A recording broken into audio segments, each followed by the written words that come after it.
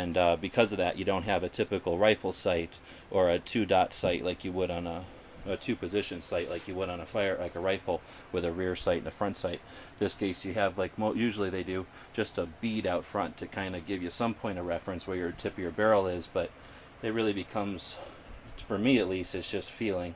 I've been doing it for so long that I don't think about how I'm aiming. It just sort of is more of an instinctive type of thing. So coming back, we've got the takedown. When you take apart a double barrel side by side or up and down, you almost always have this lever here, and that's just to take the barrels off for cleaning and for maintenance. I'm not going to bother with that. This isn't an instructional video, it's just an overview.